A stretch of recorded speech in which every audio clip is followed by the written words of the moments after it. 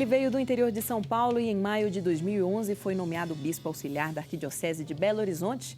Filho de um bancário e advogado e de uma professora, tornou-se padre em 1982 e concluiu seu mestrado em Roma.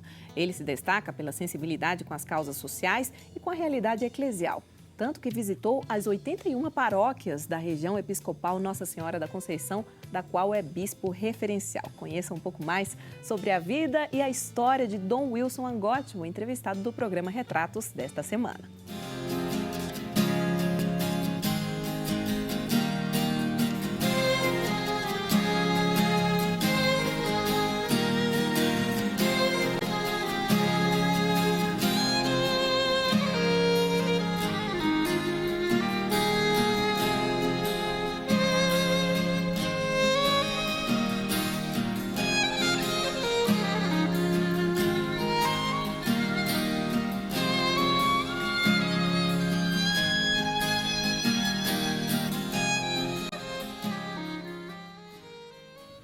Dom Wilson, bem-vindo ao programa Retratos, é uma honra tê-lo aqui com a gente. Mariana, a alegria é minha de estar aqui e podermos fazer essa conversa, que acho que é uma oportunidade também das pessoas com as quais nós convivemos e trabalhamos, nos conhecerem melhor também com essa partilha que aqui vamos fazer. Dom Wilson, eu quero começar o programa perguntando a respeito da sua infância, da vida que precedeu a ordenação como padre em 1982, lá em Taquaritinga, onde o senhor veio, no interior de São Paulo. Então, a minha vida em Taquaritinga, uma família de 5 irmãos, pai e mãe, como você apresentou, pai bancário, a mãe professora, e 5 irmãos. Costumo dizer que eu não sou o mais velho, eu sou o primeiro. Mas dentre os irmãos, então, o mais velho de todos, mas brincamos muito numa época em que a cidade é muito tranquila, uma cidade pequena, até hoje não é uma grande cidade, mas uma vida tranquila, pacata, e as pessoas tinham muito o costume de sentar-se à porta da casa, na calçada, e juntos poderem ali conversar, passar a noite ali com um bate-papo, que hoje, muitas vezes, por causa também da televisão, isso se perdeu. E enquanto os filhos ficávamos ali na rua, na frente dos pais, brincando, e isso foi muito marcante. Uma infância também que tive oportunidade, andava muito de bicicleta para todo lado, com um grupinho de pessoas, de amigos que também gostavam disso, fazíamos passeios para o campo. Isso era uma coisa que me empolgava muito, sempre gostei do campo e a nossa realidade ali proporcionava isso. Uma infância, diria, muito comum, como de toda criança do interior, que tem essa possibilidade de viver com liberdade, brincando, se divertindo com os outros, né? E convivendo muito também intensamente com a família. Isso marcou muito a infância. Muito bom. E como é que foi esse despertar da vocação? Foi muito cedo ou veio depois da juventude? Como é que foi? É interessante que, desde pequeno, eu já dizia, talvez por influência de um padre que tivemos lá na minha cidade, padre Cavallini, Lourenço Cavallini, que marcou muito a vida da cidade, era muito atuante, uma presença muito forte na cidade. E eu dizia que queria ser padre, como o padre Cavallini. Isso bem pequeno.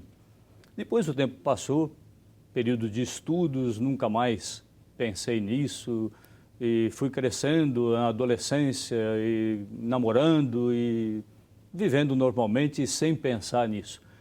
Quando foi na época do ensino médio, que naquele tempo ainda se chamava colegial, aí voltou novamente o desejo de ser padre, talvez, acredito, pela vivência religiosa da família, mas também e sobretudo pelo engajamento na comunidade paroquial, onde fazia parte.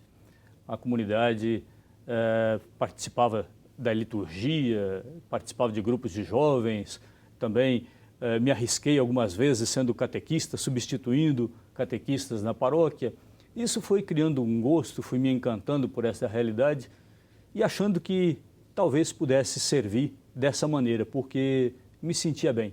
O próprio engajamento no grupo de jovens também me fazia querer partilhar com outros aquilo que eu vivia como experiência a partir da igreja.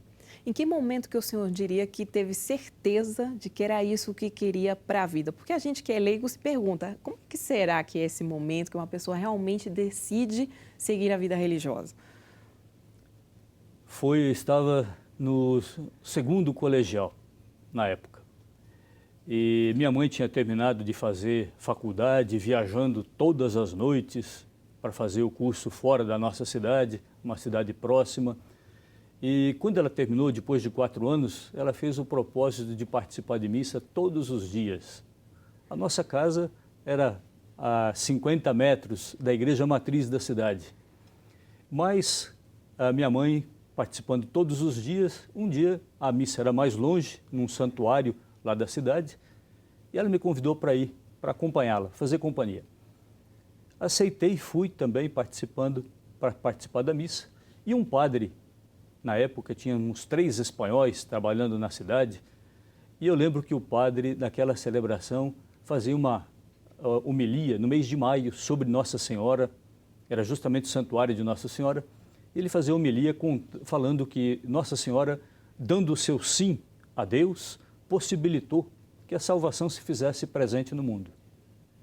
E que cada vez que nós dávamos a Deus um sim generoso, nós colaborávamos também para que essa salvação se concretizasse na história. Naquele momento, com o santuário cheio, cada um ouvindo as mesmas palavras, eu me senti chamado, como se Deus me cutucasse naquele momento, e eu disse, numa oração simples de um jovem de 16 anos, eu vou ser padre. E ali, por diante, o que veio foi por acréscimo. E como é que foi a reação dos seus familiares com essa notícia? Na verdade, fui partilhando com eles e, claro, um rapaz de 16 anos, né, e queria entrar no seminário já no ano seguinte. E meus pais disseram, meus pais, os padres da cidade, o bispo a quem procurei, e não, espere mais um pouco, termina o colegial, nível médio hoje, e depois você vai para o seminário. E assim vai ser um tempo também de amadurecendo, de refletindo, de discernindo a vocação.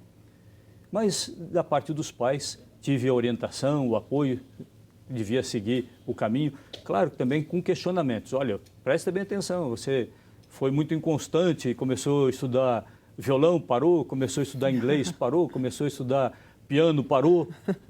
Será que você vai dar conta? Ou quando estava para entrar também no seminário, não seria bom fazer uma faculdade antes? Depois, se não der certo, você já tem algo profissionalizante ou pelo menos uma profissão. Aí eu falei, não, agora é o caminho mesmo que eu vou seguir. E entrei com muita decisão, com muito ideal, com muita vontade de servir a Deus e servir a igreja. Os irmãos também faziam questionamentos, já que o senhor era o mais velho?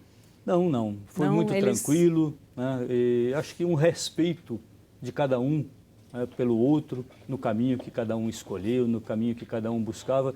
O importante é a gente corresponder àquilo que é o ideal que a gente tem, que nos move, e como também acho que cada um servia de apoio para o outro, eles também serviram de apoio para mim nesse sentido, reafirmando e ajudando também na minha decisão, no meu encaminhamento.